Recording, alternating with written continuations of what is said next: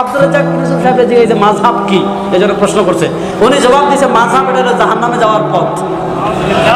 মাযহাব এটা কি? জাহান্নামে যাওয়া। এই বেচারাগো মাথা ঠিক নাই, বুঝছেন? এই বেচারাগো কি ঠিক নাই? মাথা ঠিক নাই। যখন আব্দুর রাজ্জাক বিন ইউসুফ সাহেবের কথা আসছে, একটা জিনিস দেখাই যায়, তাহলে এরা যে হাদিস সারাদিন আহলে হাদিস যারা বলে আমরা হাদিসের বাইরে আর কিচ্ছু মানি না, তাদের অবস্থা কি একটু আপনারা আমার কথা বিরক্ত হচ্ছেন না তো?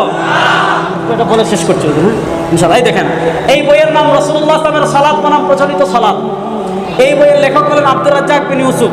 যেহেতু ওনার কথা আসছে, একটা মাসআলার দিকে ছোট্ট করে ইঙ্গিত দিয়ে যায়। এই বইয়ের নাম প্রচলিত সালাত বনাম রাসূলুল্লাহ সাল্লাল্লাহু আলাইহি ওয়াসাল্লামের সালাত। এই বইয়ের লেখকের নাম হলো আব্দুর রাজ্জাক বিন ইউসুফ সাহেব। দেখেন আব্দুর রাজ্জাক বিন ইউসুফ সাহেব কি ফতোয়া দেন, একটা শুনেন। আপনারা দেখছেন আমাদের দেশে কিছু কিছু মসজিদে একটা খুঁটিতে আল্লাহ লিখে আরেকটা খুঁটিতে মোহাম্মদ লিখে না? আপনারা মনে হয় দেখেন নাই কোথাও। আপনাদের চট্টগ্রাম এগুলো বেশি লেখে না?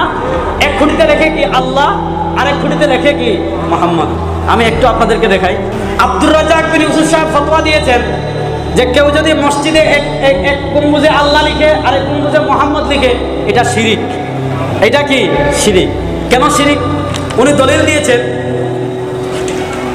কারণ পৃথিবীতে যে কোনো স্থানে পাশাপাশি আল্লাহ ও মোহাম্মদ লেখা হারাম। এই যে দেখেন এই কিতাবের 57 নম্বর পৃষ্ঠায়, যে পৃথিবীর কোনো জায়গায় একসাথে আল্লাহ মোহাম্মদ লেখা হারাম। এটা একটি শিরকি আকীদা, যে আল্লাহ মোহাম্মদ এটা লিখলে এটা শিরকি আকীদা। কেন? উনি বলছেন যে কারণ একসাথে লিখলে, কারণ যিনি আহমদ তিনি আহাদ, অর্থ হয়ে যায় যে একসাথে আল্লাহ মোহাম্মদ লিখলে উদ্দেশ্য হয় যিনি আল্লাহ, যিনি আহমদ তিনি আহাদ, মানে যিনি মোহাম্মদ তিনি আল্লাহ। এরপরে লিখতেছেন শুধু মাঝে মিমের পার্থক্য। আর আরবিতে আল্লাহ মোহাম্মদ একসাথে লিখলে অর্থ হয় আল্লাহ মোহাম্মদ, মোহাম্মদই আল্লাহ। খুব ভালো করে বুঝেন। শিরিক, দেখেন কত ভয়ঙ্কর কথা। কোনো মানুষ শিরিক করলে কাফের হয় কি হয় না? তো উনি বললেন আল্লাহ মোহাম্মদ একসাথে লিখলে শিরিক হয়ে যায়। কেন শিরিক হয়? যে আরবিতে কেউ যদি আল্লাহ মোহাম্মদ একসাথে লিখে, তাহলে অর্থ হবে আল্লাহ মোহাম্মদ, মোহাম্মদই আল্লাহ। চিন্তা করেন। আপনি তাকে প্রশ্ন করবেন, ভাই আপনারা তো আহলুল হাদিস, ঠিক না? আপনারা কোরআন হাদিসের বাইরে তার কিচ্ছু মানেন না।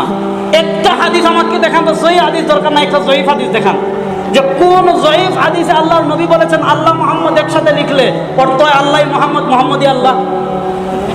বুঝেন নাই? আল্লাহ মোহাম্মদ যদি একসাথে লিখলে অর্থ হয় আল্লাহ মোহাম্মদ, মোহাম্মদই আল্লাহ।